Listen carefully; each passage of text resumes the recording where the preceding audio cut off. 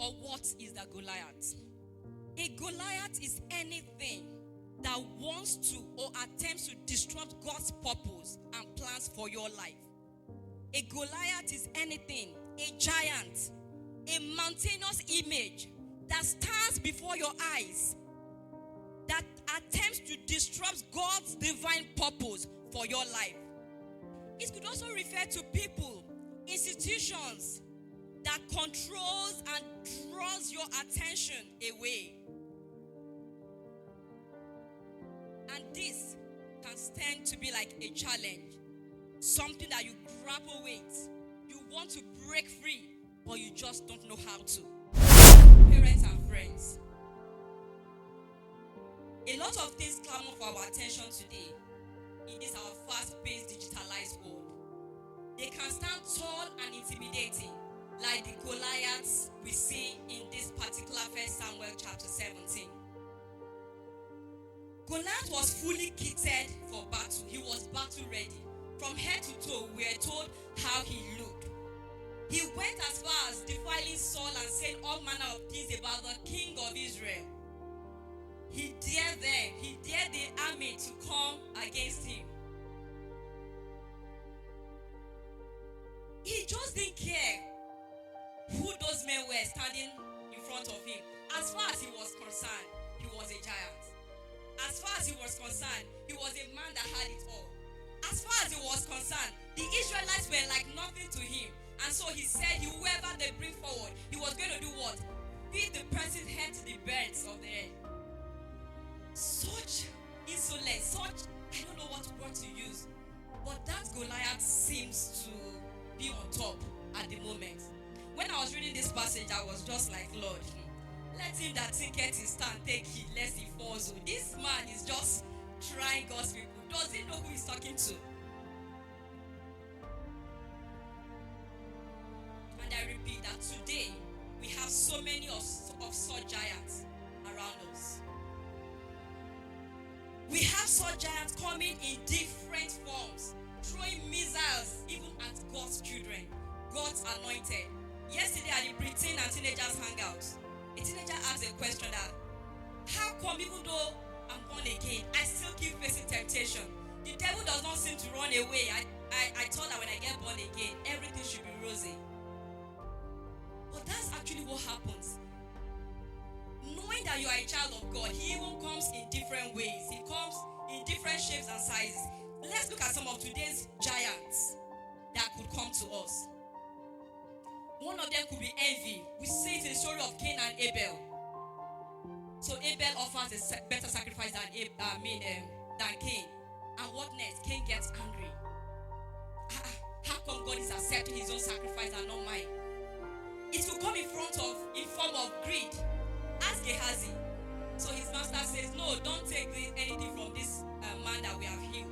And Gehazi goes in secret. Okay, I beg, no mind my master. My master actually said you should give me that thing. And he got those material goods and also got leprosy. Greed. Greed could also be a form of giant that certain people are actually grappling with. Another form of giants and Goliaths around us could be doubt, unbelief. It could be an addiction. Addiction in any form. Addiction to alcohol, to pornography, to masturbation. Just name it. The Goliath that some may be facing might be pride. Look at some of the kings that we studied earlier in the year. We read about how they started well. And then pride sets in. You see Uzziah. It could be lust for money and material things. It could be selfishness, me, myself, and I. It could even be discouragement. It could be something as simple as, in quotes, as gambling.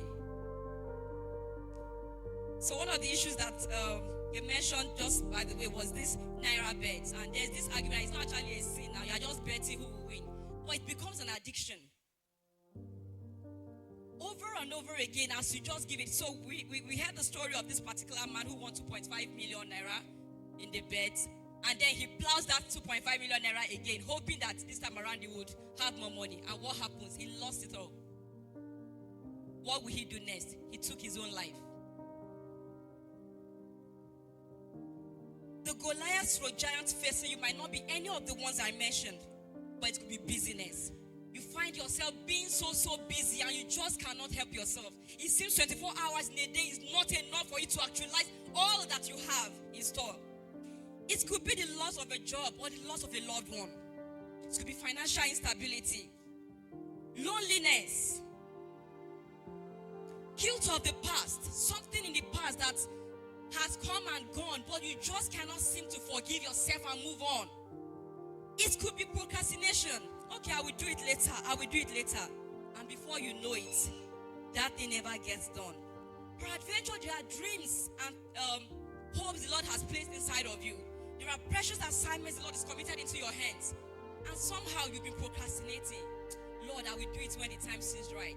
Lord, I will do it when I make more money. Lord, I will.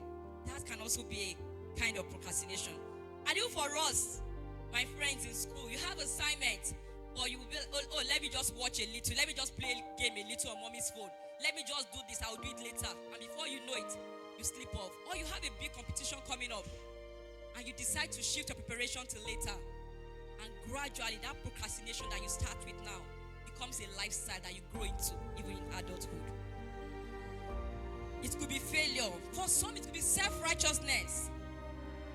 It could be disapproval. But whatever it is, just let's examine ourselves this morning. Let's search our hearts. The Lord has a plan and a purpose for every one of us. Every child of God has a divine place in God's agenda. And so this is one of the core reasons why the devil is after you. Why that mountainous Goliath is facing or confronting you. Why is Goliath after you? Because you are a chosen generation. You are a royal priesthood, a peculiar person, and holy nation. Deuteronomy chapter 7 verse 6 says, for you, Israel, and this time you can put your name. Let's look at it. Deuteronomy chapter 7 verse 6. For you, O Lucy, are a people holy to the Lord your God. The Lord your God has chosen you out of all the peoples on the face of the earth to be his people, his treasured possession. For you, members of the Maranatha family church, children and teens of the chosen generation, you are a holy people to the Lord your God. The Lord has chosen you out of all the peoples on the face of the earth to be his people and his treasured possession. And so, for that reason, there is a rage. There is a battle for your soul. The enemy of your soul is not happy. You say, why? Why have you chosen her? Why have you chosen him? Why? Why is it so special? I mean, ask Job. Job was on his own, living his life, jeje. And there, when the sons gathered before the Maker, he too showed up. And God boasted about his servant Job. Have you seen my servant Job? What next? The devil began to it's because you shielded him. Just permit me. And the Lord gave permission. That said something to me. That spoke to me when I look at that story. Nothing happens to you without God's permission. The devil does not own your life. So whatever happens, whatever you've gone through, whatever circumstances you might be facing, is because the Lord of hosts permits it. He allows it. And there's this assurance he gives us in the scripture. He says he's not going to allow what is beyond you come to you. He wants to make a boast about you. He knows that you can overcome that challenge. He knows you can overcome that situation. And that's why he's permitting it. So what will you do? Will you make him proud and be a champion? Or will you fail? The devil has no joy watching you enjoy all of God's blessings. He knows that there are rich promises that are aligned for you even beyond.